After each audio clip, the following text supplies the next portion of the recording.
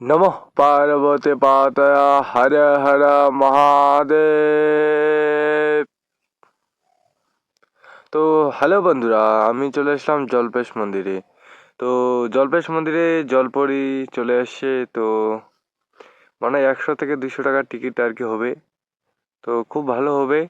তো এখানে আসো, জলপেশ আসলে সবাই, অনেক ভিড় হবে। এখানে মাছ আছে, অনেক অনেক কালারের মাছ আছে, জানি না মাছগুলোর নাম কি হবে। তো অবশ্যই ভালো লাগতেছে। তো তোমরা আসবেন, না আসলে বুঝতে পারবেন না যে আমি ভুল বলছি কি ঠিক বলছি। তো সবাই আসবেন জল্পেশ মন্দিরে। তো আমাদের জল্পেশ মন্দির শুরু হয়ে গেল, তো সবাই আসবেন। হ্যাঁ দেখো, এইখানে মাছগুলো আছে, কি সুন্দর বানিয়েছে।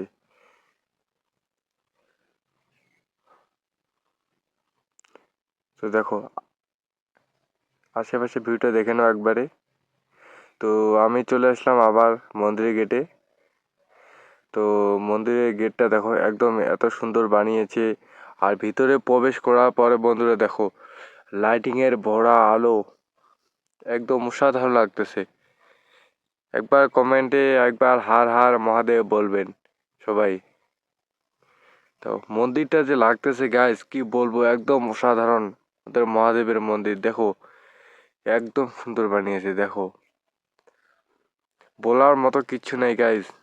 তোমরা না আসলে বুঝবেন না, এত সুন্দর বানিয়েছে। কমেন্টে একবার হার হার মহাদেব অবশ্যই বলবেন।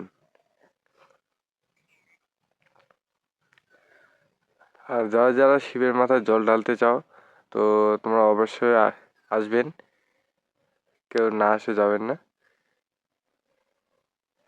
জয় বাবা ভোলানাথ, জয় মা পার্বতী, হর হর মহাদেব।